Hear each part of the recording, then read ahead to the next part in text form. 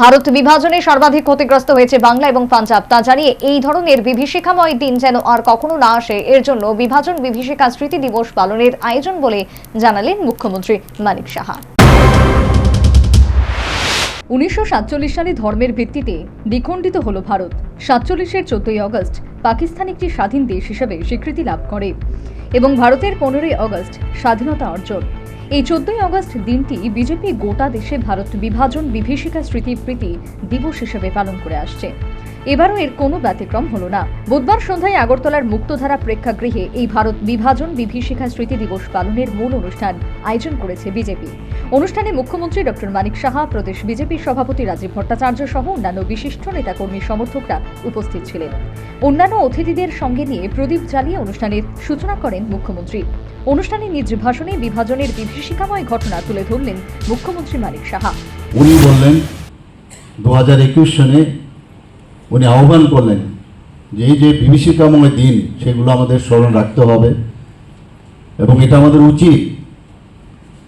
যেটা বলা হয়েছে এর উদ্দেশ্য কি, এই দিনটাকে আমরা দেশ বিভাজন যে বিভীষিকা স্মৃতি দিবস যে পালন করছি তার উদ্দেশ্যটা কি? উদ্দেশ্য হচ্ছে আমাদের কিন্তু অনেক সময় স্মৃতিশক্তি কিন্তু অনেকটা কম, আমরা ভুলে যাই অনেক কিছু। এবং বিশেষ করে এই যে টেরর, যে হরর যে ঘটনা হয়েছে এই বিভাজনের পরে, ডিভাইড অ্যান্ড পলিসি ইংরেজদের একদম মজ্জাগত ওদের অধিকার। ডিভিশনের মাধ্যমে ওরা যেভাবে অট্টহাসি হেসেছে আমরা সবাই জানি, এবং তাতে করে আমাদের যারা এই ভারতবর্ষের লোকের কি হয়েছিল তা কিন্তু আমরা ভুলে যাই। তাকে স্মরণ করা, এখানে বলা হয়েছে যে কিভাবে কত লোক, লক্ষ লক্ষ লোক এক দেশ থেকে আরেক দেশে গেছে, অজানা দেশে, জানতো না কালকে কোথায় যাব, কোন জায়গায় তার স্থান হবে, কিচ্ছু বুঝতো না। ভিটে মাটি ছেড়ে যারা পাকিস্তান থেকে ভারতবর্ষে এসেছে, আবার ভারতবর্ষের থেকেও পাকিস্তানে গেছে। এমনও খবর আছে, আমরা সবাই জানি যে ট্রেন এসেছে, ট্রেন তো পৌঁছে গেছে, কিন্তু ট্রেনের মধ্যে শুধু লাশ। এরকমও ঘটনা আছে। আমাদের জানাশোনা আত্মীয় স্বজনের মধ্যে দেখা গেছে যে ট্রেন দিয়ে আসছিল সেখানে উনি খুন হয়েছেন। 1-2 জেনারেশন আমরা হয়তো বা মনে আছে ওই ঘটনাগুলো, কিন্তু নেক্সট জেনারেশন কিন্তু এগুলো ভুলে যাবে, আর আমাদের চাইতে ভুক্তভোগী আজকে। শুধু তাই নয়, এই ভারত বিভাজনের ফলে বাংলা এবং পাঞ্জাব সর্বাধিক ক্ষতিগ্রস্ত হয়েছে বলে জানালেন মুখ্যমন্ত্রী। ম্যাক্সিমাম লোক আমাদের কি এমন ঘটনা ঘটলো যে আমরা এর জন্য ভুক্তভোগী হব? আমরা সবাই জানি লর্ড মাউন্টব্যাটেন এবং যখন জিন্না এবং জওহরলাল নেহেরু ওদের আলোচনা যখন হলো, এই লর্ড মাউন্টব্যাটেনের কারণে আজকের এই যে বিভাজন হলো, তার জন্য সবচেয়ে বেশি যদি হয়েছে এই বাঙালি এবং পাঞ্জাব, দুটো জায়গায় সবচেয়ে বেশি এফেক্টেড হয়েছে। মাঝে মাঝে বিভিন্ন সময় আমরা টিভির পর্দায়, একটু আগেও এখানে দেখানো হয়েছে, ভিডিও ক্লিপ দেখানো হয়েছে, আমরা দেখেছি কি বিভীষিকা।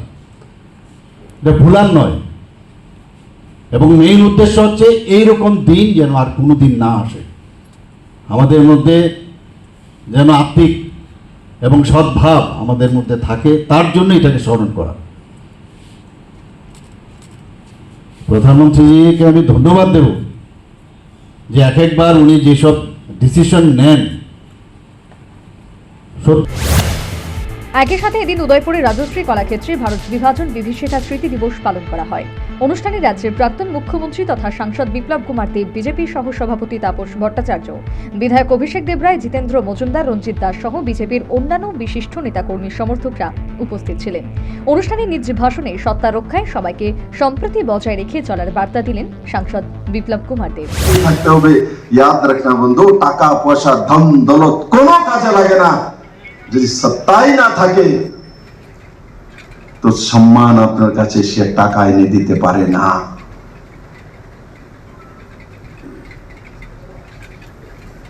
সত্তাই যদি না থাকে তো আপনার কথা কেউ শুনবে না। তার জন্য এখন থেকে আরো বেশি দায়িত্ববান হয়ে যাতে জাতিদের মধ্যে বিভেদ না হতে পারে, ত্রিপুরাতে সম্প্রদায়ের মধ্যে বিভেদ না হতে পারে।